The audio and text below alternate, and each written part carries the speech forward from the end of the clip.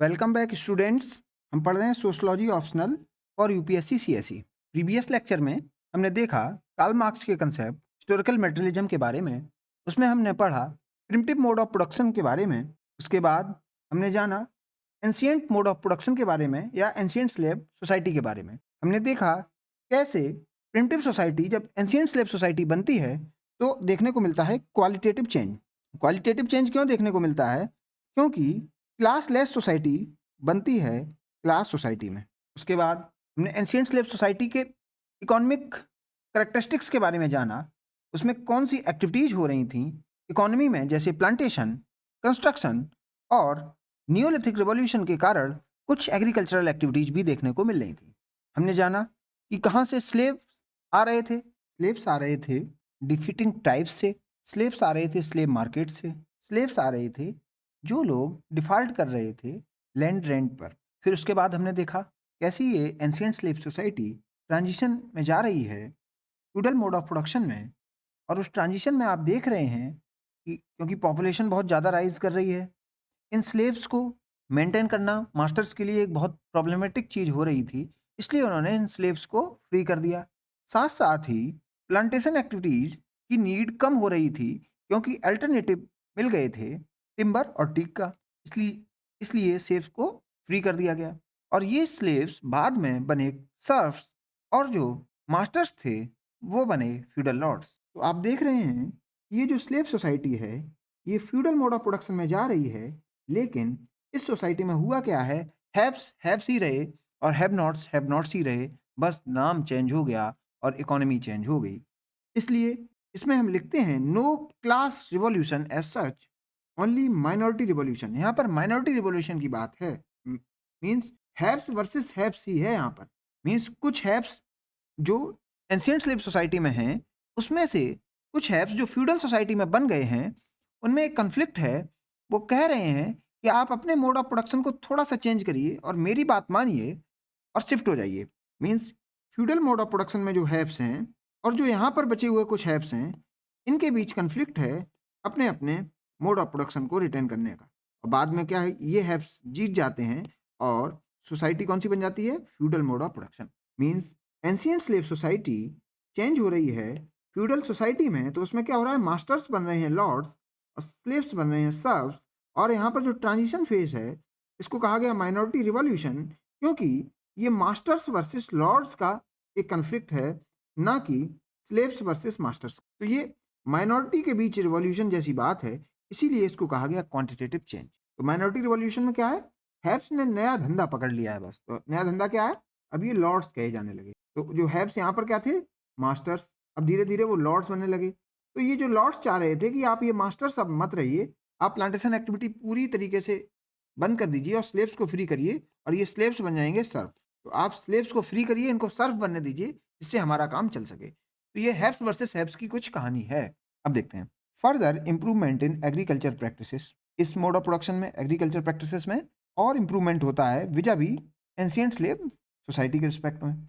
And production technology, technology भी efficient हो रही है vis a vis ancient mode of production. Man now develop the capability to harness inanimate source of power. तो inanimate source of power आ गया है, जैसे विंड से पावर बनने लगी है, वाटर से पावर को हार्नेस करने लगी। New agriculture technology came into prominence, that is plough, irrigation system etcetera. तो आप देख रहे हैं एग्रीकल्चर से रिलेटेड जो भी नई नई टेक्नोलॉजी हैं, वो भी देखने को मिल रही हैं। तो मीन्स ऑफ प्रोडक्शन में हम क्या देखते हैं, टेक्नोलॉजी को भी देखते हैं। तो ये यहाँ पर टेक्नोलॉजी की बात हो रही है। तो इसी वजह से मोड ऑफ प्रोडक्शन भी चेंज हो रहा है, मोड ऑफ प्रोडक्शन भी चेंज हो गया क्योंकि टेक्नोलॉजी चेंज हो रही है, रिलेशनशिप ऑफ प्रोडक्शन चेंज हो रहे हैं। यहाँ पर हैव और हैवनट्स कौन है, लॉर्ड्स और सर्फ्स हैं। इस सोसाइटी में भी कन्फ्लिक्ट ऑफ इंटरेस्ट है। मीन्स दो क्लासेस हैं, एक है फ्यूडल लॉर्ड्स, एक है सर्फ्स। फ्यूडल लॉर्ड्स ही हैं हैव्स और सर्फ्स हैं have nots. Now land was used for agricultural practices. पहले लैंड को मेनली यूज किया जाता था प्लांटेशन एक्टिविटीज़ की वजह से, आज ये काम एग्रीकल्चरल एक्टिविटीज़ की वजह से हो रहा है। The masters were converted into feudal lords. जो मास्टर्स थे वही फ्यूडल लॉर्ड्स बन गए।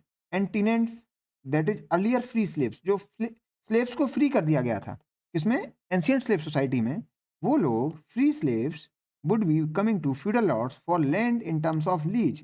तो ये जो फ्री स्लेव्स थे, इन्होंने ही इन लॉर्ड्स की ज़मीनों को लेना स्टार्ट कर दिया and technology and accepting to the dictated terms of feudal lords for their survival. ये ऐसा कर क्यों रहे थे? क्योंकि इनको तो सर्वाइवल की भी प्रॉब्लम थी। किसको? ये जो फ्री स्लेव्स थे, तो ये जो बाद में सर्फ्स बन गए। अब समझिए आप, मास्टर्स किस पर कंट्रोल चाहते हैं? स्लेव्स पर। जबकि फ्यूडल लॉर्ड्स को कौन चाहिए? सर्फ्स चाहिए। तो फ्यूडल लॉर्ड्स कोशिश करेंगे कि ये जो भी स्लेव्स हैं, वो इनके खेतों में सर्फ की तरीके से काम आ जाए। तो इसलिए जो मेन कन्फ्लिक्ट है इस मोड ऑफ प्रोडक्शन चेंज होने में, ये फ्यूडल लॉर्ड्स और मास्टर्स के बीच है। और किसके ऊपर है? ये सर्फ बनाने की बात कर रहे हैं कौन? Feudal lords. और किसे? स्लेव्स को। तो स्लेव्स के ऊपर लड़ाई है इन दोनों की, ना कि मास्टर्स वर्सेस स्लेव यहाँ पर देखने को मिला। Vassal is a holder of land by feudal tenure on condition of homage and allegiance. अब समझिए, यहाँ पर वसाल जैसी कुछ चीजें देखी गई, ये सिस्टम लग गया। मीन्स कुछ फ्यूडल टेन्योर बताया गया। ये फ्यूडल टेन्योर किसके रिस्पेक्ट में कहा गया? Homage and allegiance. तो वसाल का आप समझिए कटप्पा जैसा कुछ एक पोस्ट होती थी, जैसे कटप्पा था बाहुबली में, वैसे ही कुछ आप इसको समझ सकते हैं। Vassal will decide who will get land grants. He would be sending army in case of non payment of tax. This land is subjected to hereditary transmission. देखिए, ये कुछ इकोनॉमिक रिलेशन एग्जिस्ट कर रहा था किसमें? फ्यूडल सोसाइटी में। वासाल protect the territory of their landlord. तो जिससे इन्होंने जिस लैंडलॉर्ड से ये फ्यूडल टेन्योर गेन किया है, वसाल का काम क्या था? आप उसे आर्मी दीजिए, टैक्स कलेक्ट करिए, और देखिए किसने टैक्स पेमेंट नहीं किया है। और लैंडलॉर्ड की टेरिटरी को बचाना भी किसका काम था? वसल का। And also give advice to lords, और ये एडवाइस भी देते थे। Feudal lord would only be speaking to the vassal. तो फ्यूडल लॉर्ड डायरेक्ट सर्व से कॉन्टेक्ट नहीं करते थे, ये वसल से कॉन्टेक्ट करते थे। Feudal lords also appointed tax collector. तो उस फ्यूडल सोसाइटी में टैक्स कलेक्टर जैसी चीज होने लगी थी। Non payment of taxes by tenants और serfs would lead to feudal lords forming their own private army, and this private army ensured harsh punishment to defaulters. होता क्या था कि टीनेंट्स या कि ये सर्व्स टैक्स नहीं देते थे किसको? लॉर्ड्स को। तो लॉर्ड्स को ये लगने लगा कि सीधी उंगली से घी नहीं निकलेगा, इसलिए उन्होंने आर्मी बनाई, प्राइवेट आर्मी बनाई। तो ये इस बात से पता लग रहा है कि फ्यूडल सोसाइटी में प्राइवेट आर्मी का कंसेप्ट था, प्राइवेट आर्मी भी थी। Landlords would also be lending money for making money expanding the size of land. तो लोग मनी लैंडिंग भी कर रहे थे, तो यहाँ पर मनी लेंडर भी आ गए थे। तो आप यहाँ पर ये क्या देख रहे हैं? रिलेशनशिप ऑफ प्रोडक्शन देख रहे हैं। प्रोडक्शन सिस्टम में कौन कौन से रिलेशनशिप्स हैं? तो मनी लेंडर है, वाशल है, प्राइवेट आर्मी है, सबस हैं, लॉर्ड्स हैं, ये सब चीज़ें देखने को मिल रही हैं। देयरफॉर मोर land means more social status, और यहाँ पर लैंड सोशल स्टेटस से देखी जा रही थी। Therefore land has become mercantile property, और मैं लैंड को खरीदा बेचा जाने लगा। Ultimately fewer landlords would be left out. अब जब खरीदा बेचा जाने लगा, तो जो ताकतवर लोग थे, जो जिसके जिसके पास सबसे ज़्यादा लैंड थी, उन्होंने और लैंड ग्रैब किया। तो इसलिए हैव्स वर्सेस हैव नॉट्स और क्लियर हो गए। Each equally powerful with huge army, hence these landlords declare themselves as rulers. तो ये कुछ जो लैंडलॉर्ड्स थे जिनके पास बहुत ज़मीन हो गई, इन्होंने फिर अपने आप को रूलर्स कह दिया। तो रूलर्स भी देखने को मिले किसमें? फ्यूडल सोसाइटी में। Of their territory the most powerful landlord would be nominated as monarch. और जो उनमें से उन रूलर्स में जो सबसे पावरफुल होता था, उसको कह दिया जाता था मोनार्क। तो आप फ्यूडल सोसाइटी में किसको देखे? मोनार्क को देखे, रूलर्स को देखे, मनी लेंडर्स को देखे, वसाल को देखे, सर्फ्स को देखे, और फ्यूडल लॉर्ड्स को देखे। इतने लोग आपने देखे, और प्राइवेट आर्मी भी देखने को मिल गई। Every ruler would be providing tax to powerful monarch. तो जो सबसे पावरफुल मोनार्क है, उसको ये जो छोटे छोटे पावरफुल लॉर्ड्स हैं, वो टैक्स देते थे। And he would be giving protection to these rulers under his empire. तो ये जो मोनार्क है, वो उन लोगों को प्रोटेक्शन भी देता था। As monarchy need to get ideological justification. अब ये जो पावरफुल मोनार्क है, इसे आइडियोलॉजिकल जस्टिफिकेशन भी चाहिए था, इसके रूल को जस्टिफाई करना था। Hence for ideological justification to supremacy and persistence of monarch, they created church. इसलिए इन पावरफुल मोनार्क ने चर्च बनाया। चर्च का मीनिंग यहाँ पर क्या है? Organised religion. और यूरोप के केस में कौन सा रिलीजन है? ये Christianity. Laws were made by monarch in consultation with the feudal lords and was getting sanction from church. जो लॉ मेकिंग है, वो मोनार्क के द्वारा हो रही है, जिसमें फ्यूडल लॉर्ड्स भी अपना से रख रहे हैं, लेकिन उसको सैंक्शन किया जा रहा है चर्च के द्वारा। अब समझिए, मोनार्क और रूलर्स और कहिए फ्यूडल लॉर्ड्स प्लस चर्च, ये मिलकर क्या कर रहे हैं? लॉ को बना रहे हैं और इम्प्लीमेंट करा रहे हैं। Nobility would be surviving on the wealth of Surf. तो ये जो नोबिलिटी है, ये हैव्स हैं, और ये किसके पैसे पे जी रहे हैं? ये हैव नॉट्स के दम पर काम कर रहे हैं या जी रहे हैं? काम तो ये करते ही नहीं हैं, ये तो अपनी लग्जरी लाइफ जीते हैं। तो काम कौन करता है? Have nots. Serfs will be working on the land. तो काम कौन कर रहे हैं? सर्फ्स लैंड पर, but will be giving more tax. लेकिन वो बेचारे जितना काम करते हैं, जितना पैसा कमाते हैं, उसको टैक्स के रूप में दे देते हैं, और वह टैक्स से लाइफ कौन लग्जरी जी रहा है? Luxury of the elites who were nobility. और उस टैक्स के पैसे से मौज कौन कर रहा है? एलिट्स। तो आज भी मॉडर्न स्टेट में आप देखेंगे कि आम जनता के टैक्स के पैसे से मजे कौन करता है? नेता। Due to distinctive lifestyles of leisure class, that is monarch, feudal lords, army personnel, clergy, artisans from different areas assembled together near the residence of leisure class। हुआ क्या? जहां पर ये लीजर क्लास रह रही थी, और लीजर क्लास क्या होती है? कंजम्पशन बहुत हैवी करती है, क्योंकि इसके पास टैक्स का रुपया आ रहा है, तो ये फिर बहुत सोफिस्टिकेटेड प्रोडक्ट्स को यूज करती है। तो जहां पर ये लीजर क्लास रहती है, उसको कैटर करने के लिए वहां पर आने लगे बहुत सारे आर्टिसंस आने लगे, तो वहां पर एक कल्चर बनने लगा। इसका सिटी कल्चर। मीन्स वह सिटी कल्चर से needs of the leisure class पूरी हो रही थी। कौन सी needs? Jewellery, pottery, weapons, clothes, ये आर्टिसंस प्रोवाइड करा रहे थे किसको? इस लीजर क्लास को। This resulted in origin of cities. तो ये सिटी ऑरिजिनेट होने लगी, और ये जो सिटी आई, यही कारण बना फ्यूडल सोसाइटी से या फ्यूडल मोड ऑफ प्रोडक्शन से कैपिटलिस्ट मोड ऑफ प्रोडक्शन जाने का। तो ये सिटी का जो ऑरिजिनेशन है, या जो सिटी का ऑरिजिन है, इसकी वजह से ही कैपिटलिस्ट सोसाइटी बनी। Large number of people, that is artisans, started to engage in non agriculture activities. देखिए इकोनॉमी कैसे चेंज हो रही है। अभी किस पर फोकस था? एग्रीकल्चरल एक्टिविटीज पर। लेकिन कुछ लोग नॉन एग्रीकल्चर एक्टिविटीज पर फोकस कर दिए, और वो कौन लोग थे? आर्टिसंस थे। कंसिक्वेंटली ट्रेडिंग एक्टिविटीज फ्लरिश्ड, इसलिए ट्रेड भी होने लगा। अब ट्रेड होने लगा तो कौन कौन आने आने लगे? बाजार बैठ गया, ट्रेडर्स आने लगे, मिडिल मैन आने लगे, आर्टिसंस आने लगे, फाइनेंसर्स आने लगे। अब देखिए कैसे इकोनॉमी चेंज धीरे धीरे हो रही है। जहां पहले कौन देखने को मिलता था? नोबिलिटी और सब्स। नोबिलिटी में भी कौन? Monarch, feudal lords, army personnel, clergy, ये सब देखने को मिलते थे। लेकिन अब सोसाइटी जब ट्रांजिशन फेज में जा रही है, तो वहां पर कौन देखने को मिल रहे हैं? आर्टिसंस, ट्रेडर्स, मिडिलमैन, फाइनेंसर्स, और साथ साथ में नोबिलिटी तो है ही है। Due to prolonged sufferings of serfs and artisans, they united and asked for their rights, resulted in their separation by both monarch and church. तो सर्फ्स एंड आर्टिसंस ने देखा कि यार हमारे साथ तो बहुत समस्याएं हैं, तो दोनों यूनाइट हो गए। यूनाइट किसके खिलाफ हुए? इस लीजर क्लास के खिलाफ हो गए, और उन्होंने राइट्स की मांग की, जिस वजह से उन्हें सप्रेस किया गया मोनार्क और चर्च के द्वारा। मोनार्क अब इससे बचने के लिए एग्रीकल्चर लैंड को इंडस्ट्रियल सेंटर में चेंज करना चाहेगा। अब देखिए मोनार्क को ये लगने लगा कि कहीं ये दोनों इकट्ठे होकर समस्या ना पैदा कर दें। तो मोनार्क के पास क्या था? कंट्रोल ऑफ एग्रीकल्चरल लैंड, यही तो था।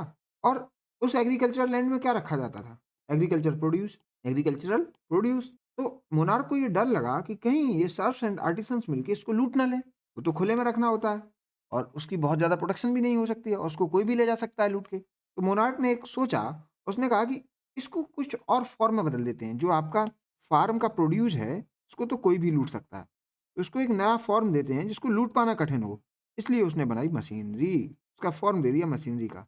छोटी सी जगह में आप आ जा रहा था। मीन्स सर्फ्स एंड आर्टिसंस इसको नज़र भी नहीं रख सकते थे। दूसरा इतनी भारी थी, ये लूट के भी नहीं ले जा सकते, जबकि फार्म प्रोड्यूस पर इनकी नज़र पड़ गई थी। तो इससे बचने के लिए, मीन्स अपनी समस्याओं से बचने के लिए, आप देख रहे हैं मोड ऑफ प्रोडक्शन चेंज हो रहा है। कैसे? एग्रीकल्चरल एक्टिविटीज मशीनरी में कन्वर्ट की जा रही हैं। तो एग्रीकल्चरल लैंड को इंडस्ट्रियल सेंटर में चेंज करना चाहेगा कौन? मोनार्क। क्यों? क्योंकि सर्फ्स एंड आर्टिसंस लूट ना लें एग्रीकल्चर प्रोड्यूस को। जब इतना सरप्लस फूड प्रोड्यूस होने लगा कि सर्फ उसको लूटने लगे।